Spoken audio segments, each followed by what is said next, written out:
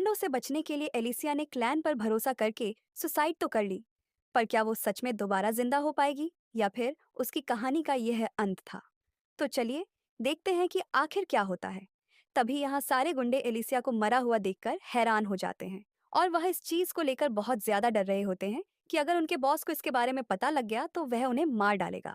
तब यहाँ एलिसिया अभी भी मरी नहीं होती है और उसे अपनी गर्दन के नीचे कुछ फील नहीं हो रहा होता, क्योंकि उसकी बॉडी पूरी तरह से टूट चुकी होती है और उसका बहुत सारा खून भी बह चुका होता है। मैं अभी भी जिंदा हूँ, पर अब मुझे क्या करना चाहिए? अगर मैं यहाँ से जल्द ना निकली तो वो गुंडे फिर से यहाँ आ जाएंगे। चलो, अब मेरी बॉडी मूव करो। तब अचानक से एलिसिया का ब्लड मूव करना स्टार्ट कर जाता है और तभी वहां पर क्लैन की एक छवि बन जाती है। तुमने बहुत सारा ब्लड लॉस कर लिया है, बेवकूफ लड़की। इसी ब्लड की वजह से तुम अब तक जिंदा हो। अगर तुम्हारी बॉडी से यह ब्लड खत्म हो गया तो तुम मर जाओगी।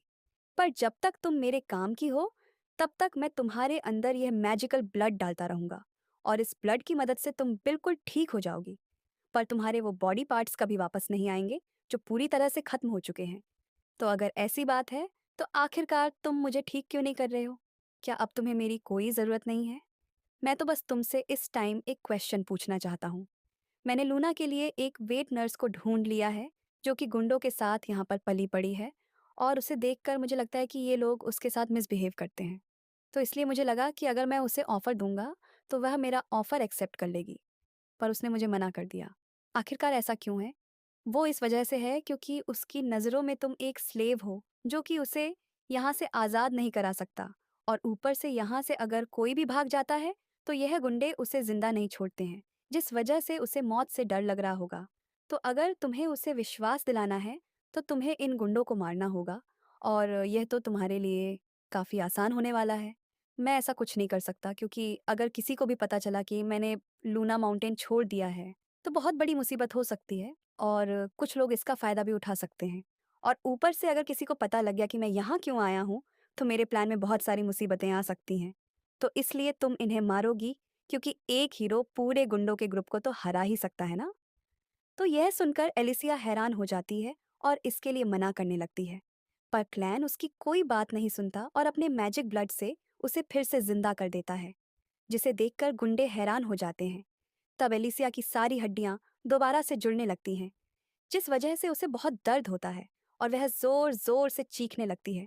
तब वो गुंडे डिसाइड करते हैं कि वो उसे जबरदस्ती पकड़ लेंगे और उसे इस चीज के लिए मजबूर कर देंगे कि वह उन्हें वहां पर ले जाए जहां पर उसके साथियों के हथियार हैं। तब एक बंदा एलिसिया को कमजोर समझ के उस पर हमला कर देता है, पर एलिसिया अपनी बॉडी से उसकी तलवार को रोक लेती है और उसे मुक्का मारकर उसे दूर फेंक देती है। तब एलिसिया यह डिसाइड कर लेती है कि उन गुंडों को सिंपैथी की कोई जरूरत नहीं है, जिस वजह से वो उन्हें मारने का सोचकर अपने आप को बेड़ियों से आजाद कर लेती है और उनके साथ लड़ने के लिए तैयार हो जाती है। तभी यहाँ पर हम क्लैन और लूना को देखते हैं। चलो, अब नेरू को ढूंढा जाए ताकि वह तुम्हारी वेट नर्स बनने के लिए तैयार हो जाए। और लूना, तुम चिंता मत करो। एलिसिया बहुत ज्यादा ताकतवर है, क्योंकि वह पहली ऐसी ह्यूमन है जो कि मेरे सींग के ऊपर हमला करने में कामयाब हुई थी। तब यहाँ नेरू वापस कार्मे के पास चली जाती है, जहाँ कार्मे को यह देखकर अच्छा लगता है कि नेरू अभी भी ठीक है, और वो उसे किचन को क्लीन करने के लिए कहने लगती है। तब कार्मी यह देखकर काफी ज्यादा हैरान होती है कि इतना मार खाने के बावजूद भी नेरू इतने अच्छे मूड में है। तो इसलिए वो उससे इस बात की वजह पूछने लगती है। सिस्टर, क्या तुम बाहर से आई हो? इससे तुम्हें क्या मतलब है? मैं यहीं पर पैदा हुई हूँ, जिस वजह से मैंने कभी भी बाहर की दुनिया नहीं देखी है, तो इसलिए मैं उसके बारे में जानना चाहती हूँ। तुम्हें मुझसे यह नहीं पूछना चाहिए, क्योंकि जो भी वुमेन यहाँ पर आती है, उनके लिए बाहर की दुनिया में कोई जगह नहीं होती है। और आखिरकार तुम मुझसे यह अचानक से क्यों पूछ रही हो? क्या तुम यहाँ से बाहर जाना चाहती हो? तब नेरू कहती है, ऐसी बात नहीं है। मैं तो बस ये सोच रही थी कि काश मैं बाहर जा पाऊँ, क्योंकि मैं जानना चाहती थी कि आखिरकार बाहर की दुनिया कैसी है। और आज मुझे ऐसा इसलिए लगा क्योंकि आज किसी ने मुझे बाहर जाने के लिए पूछा था। तब का आर्मी उसे थप्पड़ मारती है और कहती है, ऐसे सपने देखना बंद करो जहां पर लोगों को लगता है कि औरतों को अगवा किया जा सकता है, और जैसे ही वो औरतें उनके काम की नहीं रहती हैं, तो वो उन्हें ठिकाने लगा देते हैं। और आखिरकार मुझसे पहले तुम जैसी बेवकूफ लड़की को बाहर जाने के लिए किसने पूछ लिया? मैं ये बिल्कुल एक्सेप्ट नहीं करूंगी। तभी ब्रोको ने यह सब कुछ सुन लिया होता है और वो उनसे मिलने आ जाता है, जिस वजह से कार्मी डर जाती है। तब हमें पता चलता है कि ब्रोको वहां पर इसलिए आया होता है ताकि वो लूना से मिल सके, जिस वजह से वो नेहरू को लेकर वहां से चला जाता है। तब कार्मी उसे रोकने की कोशिश करने लगती है, पर वो ब्रोको के आगे कुछ नहीं कर पाती। आखिरकार अब कौन बेबीज को दूध पिलाएगा? तभी वहां पे क्लैन और लूना आ जाते हैं।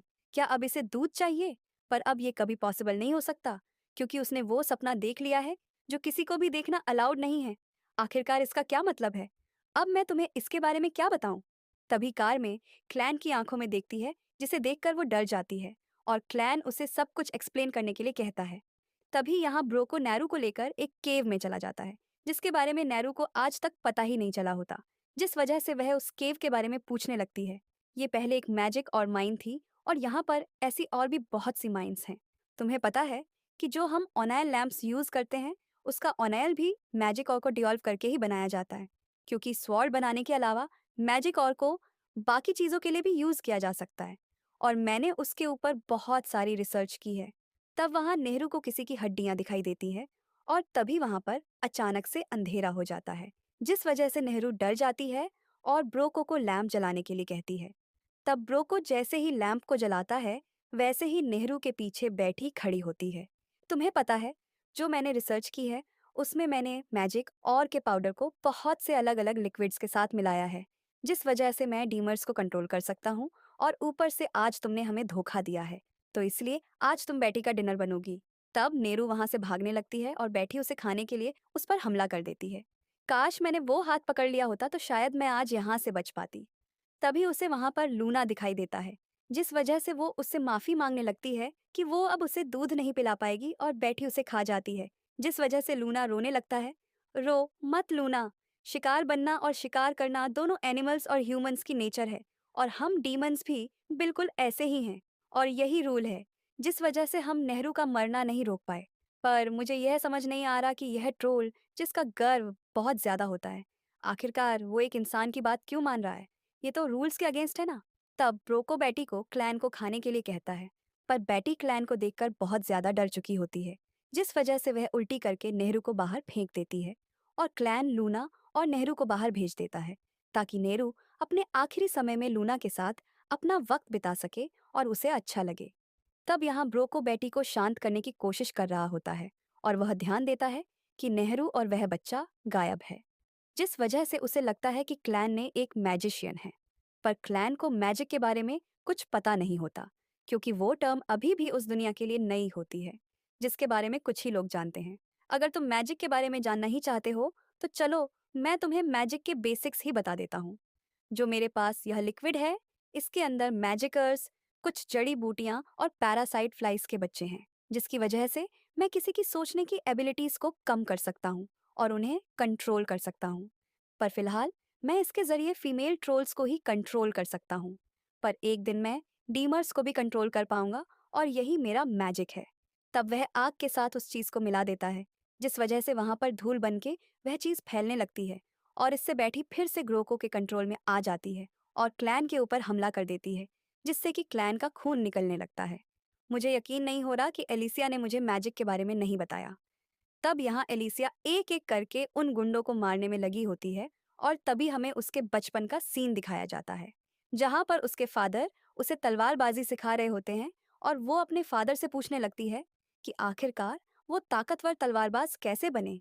अगर तुम्हें ताकतवर तलवारबाज बनना है, तो तुम कभी भी हेजिटेट नहीं कर सकती, क्योंकि अगर तुम अपने ओपोनेंट को मारने में हेजिटेट करोगी या फिर डर की वजह से हेजिटेट करोगी, तो तुम्हारी तलवार की स्पीड और पावर कम हो जाएगी, जिस वजह से तुम उसे नहीं मार पाओगी। तो इसलिए अगर तुम्हें अपने दुश्मनों को मारना है, तो तुम्हें बिना डरे आगे बढ़ना होगा।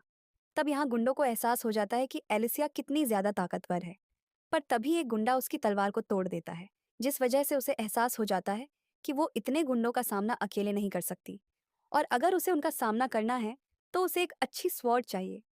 और तभी वह ताकतवर तलवार को हासिल करने के लिए उस लेक की तरह भागने लगती है, जहां पर पुराने हीरो की तलवार होती है। तब सभी लोग उसका पीछा करने लगते हैं, जिस वजह से उन्हें लगने लगता है कि एलिसिया उसी लेक के अंदर जा रही है। पर उस लेक से पिछले 300 सालों से कोई भी जिंदा वापस नहीं आया होता है, जिस वजह से उन्हें लग रहा होता है कि एलिसिया उसके अंदर छलांग नहीं मारेगी। तब एलिसिया एक एक्स को उठाकर थोड़ी ऊंचाई पर चली जाती है और कुछ रस्सियों को काट देती है। पर तब सभी लोग उसे घेर लेते हैं और उसे पकड़ने के लिए लकड़ी के प्लेटफॉर्म पर चढ़ने लगते हैं। पर तभी एलिसिया एक और रस्सी को काट देती है, जिससे कि वो प्लेटफॉर्म गिरने लगता है और बहुत सारे गुंडे पानी के अंदर गिर जाते हैं, जिस वजह से पानी के मॉन्स्टर्स उन पर हमला कर देते हैं और उन्हें खाने लगते हैं। तब बचे हुए गुंडे नोटिस करते हैं कि एलिसिया वहां से गायब हो चुकी है। और यहाँ हम देखते हैं एलिसिया एक बैरल में घुसकर उस लेक की गहराई में जा रही होती है, ताकि वह हीरो की तलवार को हासिल कर सके। इस टाइम मेरे पास एक एडवांटेज है कि मैं सफोकेशन से नहीं मरने वाली, और ऊपर से मैंने छलांग मारने से पहले बहुत सारी ऑक्सीजन को इनहेल कर लिया है। तो इसलिए मुझे तब तक अपनी सांस रोक के रखनी होगी जब तक मैं इस लेक की गहराई में ना पहुंच जाऊं। पर हम देखते हैं उस लेक के अंदर एक और मॉन्स्टर उसका इंतजार कर रहा होता है, जिसके बारे में उसे पता नहीं होता। और इसी के साथ ये एपिसोड खत्म हो जाता है। अब नेक्स्ट एपिसोड का लिंक आपके स्क्रीन पर आया होगा।